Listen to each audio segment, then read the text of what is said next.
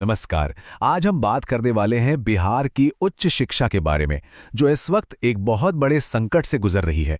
हजारों पद खाली पड़े हैं और जो भर्ती प्रक्रिया चल भी रही है वो पूरी तरह से सवालों के घेरे में है। मामला इतना गंभीर है कि अब न्यायिक जांच की मांग उठने लगी है। तो आइए इस पूरे मामले को गहराई से समझते हैं और जानते हैं कि बिहार के विश्वविद्यालयों का भविष्य आखिर दांव पर क्यों लगा है। अब ये समस्या कितनी बड़ी है, इसका अंदाजा आप बस इसी एक आंकड़े से लगाइए।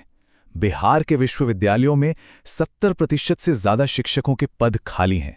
सोचिए, ये सिर्फ एक नंबर नहीं है, ये उन लाखों छात्रों के भविष्य का सवाल है जिन्हें पढ़ाने के लिए शिक्षक ही मौजूद नहीं हैं। और इसी गहरे संकट के बीच एक बहुत ही तीखा सवाल उठता है जो इस पूरे विवाद की जड़ में है। सवाल यह है कि क्या बिहार में प्रोफेसर बनने के लिए असल में योग्यता जरूरी है या फिर राजनीतिक पहुंच। ये सवाल सिर्फ कुछ उम्मीदवारों का नहीं, बल्कि ये पूरी शिक्षा व्यवस्था की नीयत पर एक बड़ा प्रश्न चिन्ह लगाता है। तो आज हम इस पूरे मुद्दे को 4 हिस्सों में समझने की कोशिश करेंगे। पहले हम देखेंगे कि यह संकट कितना गहरा है, फिर भर्ती प्रक्रिया के नियम क्या हैं और असल में हो क्या रहा है, इसे जानेंगे। इसके बाद इसका आम लोगों पर, छात्रों पर, शिक्षकों पर क्या असर पड़ रहा है, ये समझेंगे। और आखिर में बात करेंगे कि इसका समाधान क्या हो सकता है। तो चलिए सबसे पहले बात करते हैं उच्च शिक्षा के इस संकट और उससे जुड़े सवालों की। आखिर ये संकट है क्या और कितना बड़ा है? देखिए, इस संकट के कई पहलू हैं। एक तरफ तो 7,000 से भी ज्यादा पद खाली पड़े हैं। वहीं दूसरी तरफ हैरानी की बात यह है कि बिहार अपने बजट का करीब 17% हिस्सा शिक्षा पे खर्च करता है। तो सवाल उठता है कि यह पैसा जा कहां रहा है। नतीजा यह है कि पूरी की पूरी व्यवस्था गेस्ट टीचर्स के भरोसे चल रही है, जिसका सीधा असर पढ़ाई और रिसर्च दोनों की क्वालिटी पर पड़ रहा है। चलिए अब जरा ये देखते हैं कि भर्ती की जो प्रक्रिया है उसमें गड़बड़ी कहां है। मतलब नियम क्या कहते हैं और हकीकत में हो क्या रहा है। ये जो आप देख रहे हैं, ये साल 2020 में बनाए गए आधिकारिक नियम हैं। इन नियमों के मुताबिक भर्ती यूजीसी की गाइडलाइंस और बीएसयूएससी की सिफारिशों के आधार पर होनी चाहिए। मतलब एक ऐसी प्रक्रिया जो पूरी तरह से पारदर्शी हो और मेरिट पर आधारित हो। लेकिन जो नियम कहते हैं और जो हकीकत में हो रहा है, उसमें जमीन आसमान का फर्क नजर आता है। जहां एक तरफ नियमों में पारदर्शी चयन की बात है, वहीं दूसरी तरफ राजनीतिक दखलंदाजी के गंभीर आरोप लग रहे हैं। जहां एक योग्य चयन समिति होनी चाहिए, वहां आरोप हैं कि इंटरव्यूज एक ऐसी कमेटी से करवाए गए जिसका कार्यकाल ही खत्म हो चुका था। और समय पर नियुक्ति, वो तो भूल ही जाइए, प्रक्रिया सालों साल तक खिंचती चली जाती है। इस मामले में सबसे चौंकाने वाली बात पटना हाईकोर्ट में सामने आई। सुनवाई के दौरान ये बात खुद मानी गई कि राजनीति विज्ञान विषय के लिए इंटरव्यू एक ऐसी चयन समिति ने लिए थे जो कानूनी तौर पर उस वक्त वैध ही नहीं थी, क्योंकि उसका कार्यकाल खत्म हो चुका था।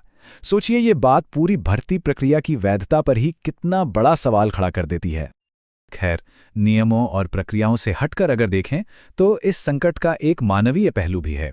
अब बात करते हैं कि इस पूरी टूटी हुई व्यवस्था की असल कीमत कौन चुका रहा है। उम्मीदवार, शिक्षक और छात्र। जरा इस टाइमलाइन पर नजर डालिए। ये सिर्फ तारीखें नहीं हैं, ये उन हजारों उम्मीदवारों के सालों के इंतजार और अनिश्चितता की कहानी है।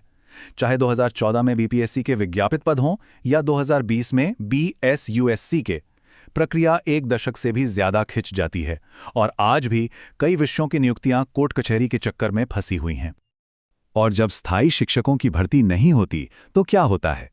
पूरी की पूरी व्यवस्था अतिथि शिक्षकों यानी गेस्ट टीचर्स पर निर्भर हो जाती है।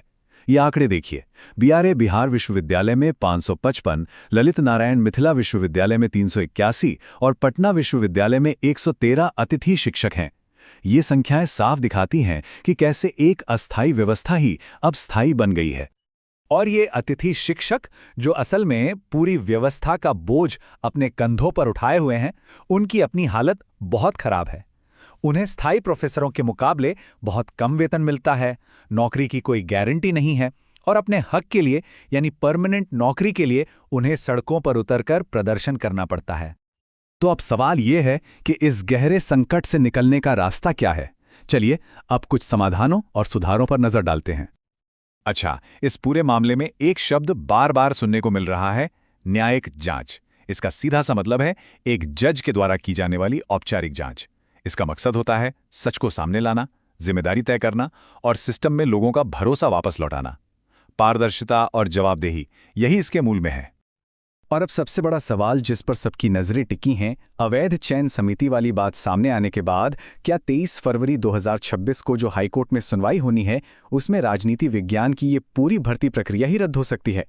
इस एक फैसले पर सैकड़ों उम्मीदवारों का भविष्य टिका हुआ है। इस पूरे संकट के बीच एक बड़े सिस्टेमिक सुधार का प्रस्ताव भी सामने आया है, और वो है बिहार पात्रता परीक्षा, यानी बीईटी। इसे असिस्टेंट प्रोफेसर के पदों के लिए एक राज्य स्तरीय एलिजिबिलिटी टेस्ट के तौर पर डिजाइन किया गया है, ठीक उसी तरह जैसे राष्ट्रीय स्तर पर नेट की परीक्षा होती है। तो ये जो नई प्रक्रिया का खाका है, वो कुछ ऐसा हो सकता है कि चयन का ज्यादातर आधार एक लिखित परीक्षा यानी बैट होगी, जिसे लगभग 80% वेटेज दिया जाएगा। इंटरव्यू और अनुभव का महत्व बहुत कम कर दिया जाएगा। ऐसा इसलिए ताकि चयन प्रक्रिया ज्यादा से ज्यादा निष्पक्ष बन सके और धांधली की गुंजाइश कम से कम हो। तो इन सुधारों के साथ साथ कुछ और बातें भी हैं जो बहुत जरूरी हैं, जैसे एक निष्पक्ष न्यायिक जांच हो, पूरी भर्ती प्रक्रिया डिजिटल और पारदर्शी बने, भर्तियां एक तय समय सीमा में पूरी हों, और सबसे जरूरी, योग्य उम्मीदवारों के भविष्य के साथ खिलवाड़ बंद हो। और आखिर में हम आपको एक बड़े और सोचने पर मजबूर करने वाले सवाल के साथ छोड़कर जा रहे हैं। मान लीजिए ये सभी सुधार हो भी जाते हैं और न्यायिक हस्तक्षेप भी होता है, तब भी सबसे बड़ी चुनौती यही रहेगी कि बिहार की उच्च शिक्षा व्यवस्था में लोगों का भरोसा फिर से कैसे बहाल होगा।